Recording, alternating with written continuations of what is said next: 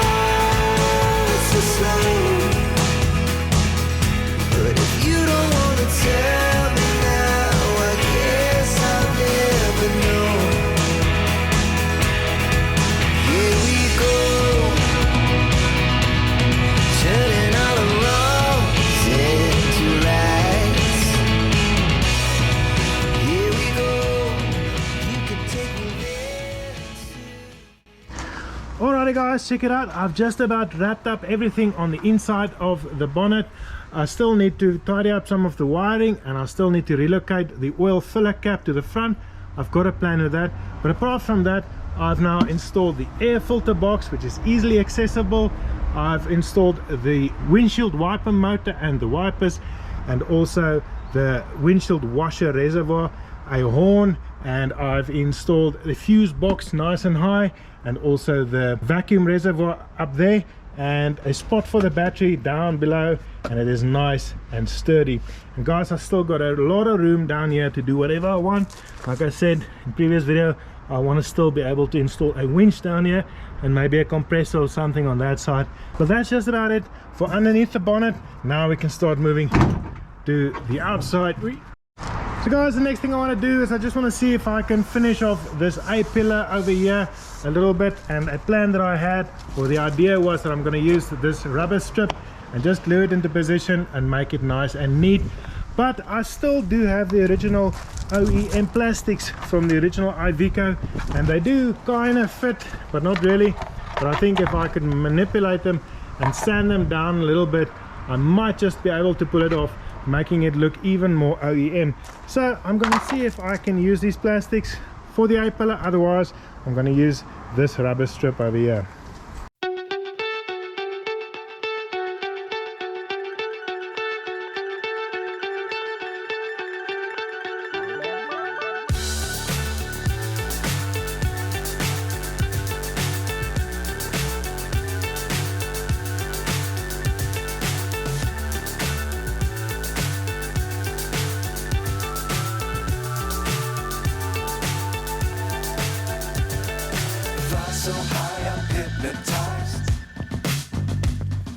What's up is down, what's left is right.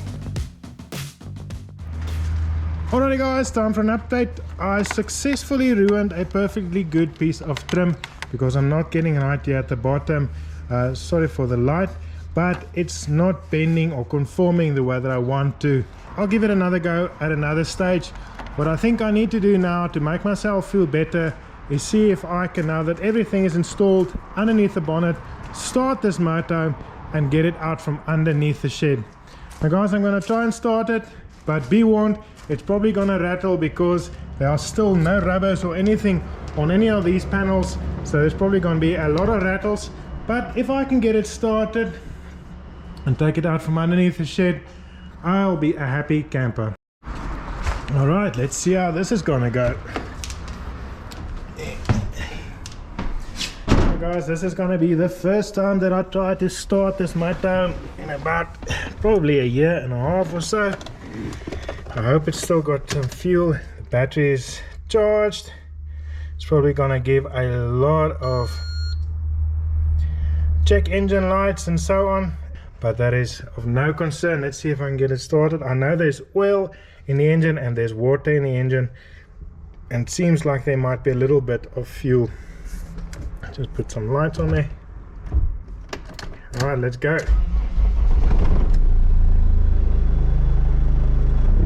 What a success. Started first time. Now guys, there's a lot of rattles inside this motorhome.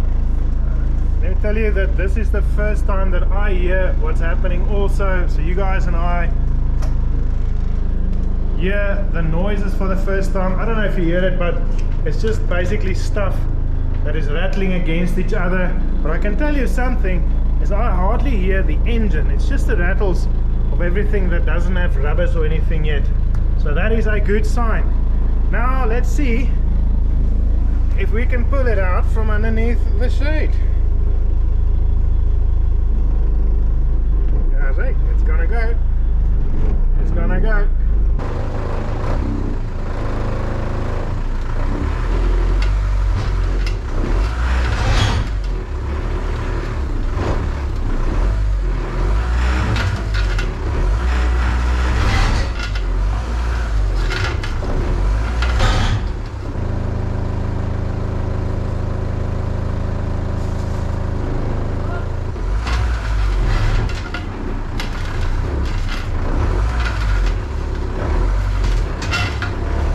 Few inches later.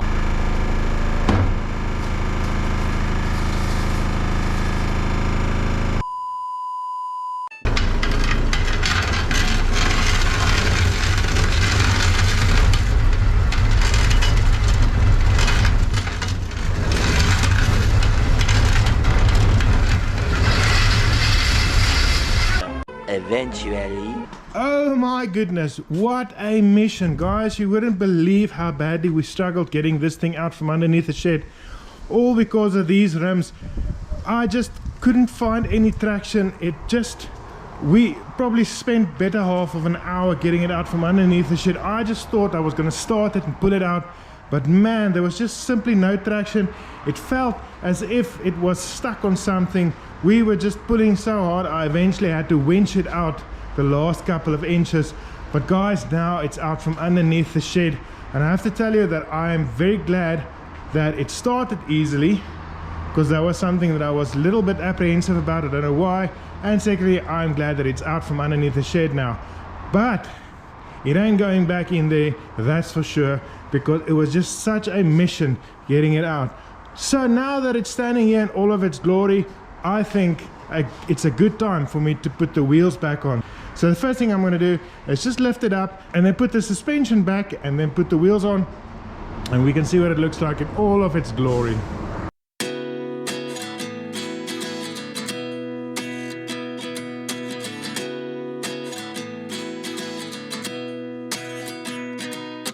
At 29 and I find myself wondering what did happen to the last 10. I ran away with my life, fast forward, never turn back again. It's kind of funny that the more we pass time, the more we need to set them rewind. And 19 was the year I had to leave you, but now I'm seeing all the signs. Is this really happening? I can't believe it's true. I'm just as surprised as you. Is this really happening? I can't be too sure, but one day I'll be yours again.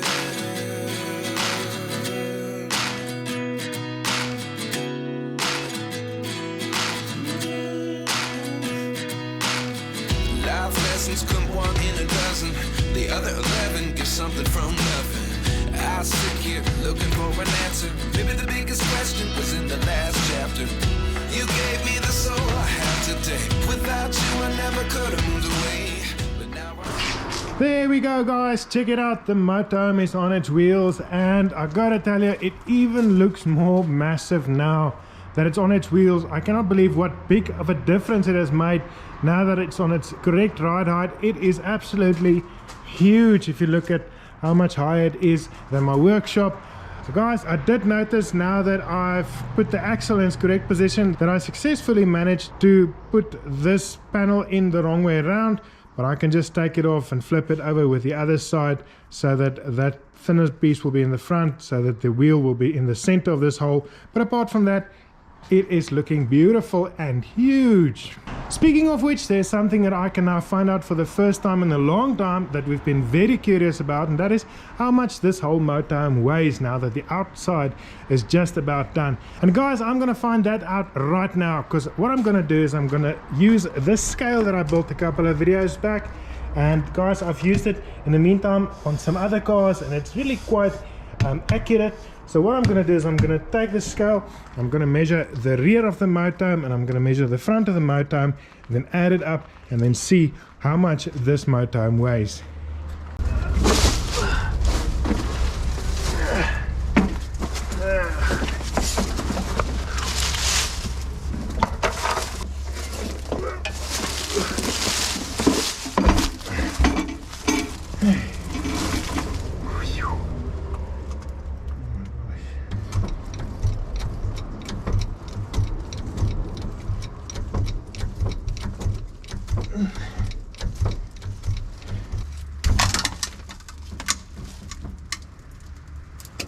$1,126 kilograms, and they're all off of the ground.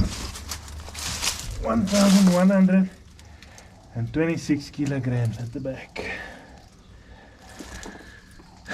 It's a little hefty. Okay.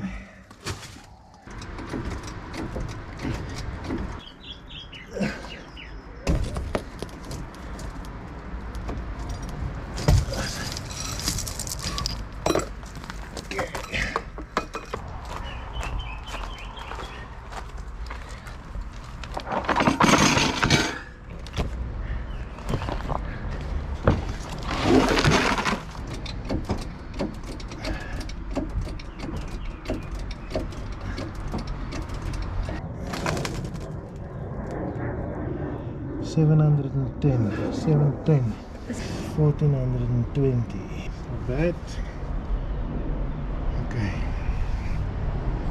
Alrighty guys, that is really good news. If my calculations are correct, this motorhome is only weighing 2,700 kilograms odd at the moment, which is awesome because it is still 800 kilograms below the 3,500 kilogram limit that I don't want to go over, which is awesome. So I've still got 800 kilograms of stuff that I can put into the motorhome before it becomes critical, which is amazing.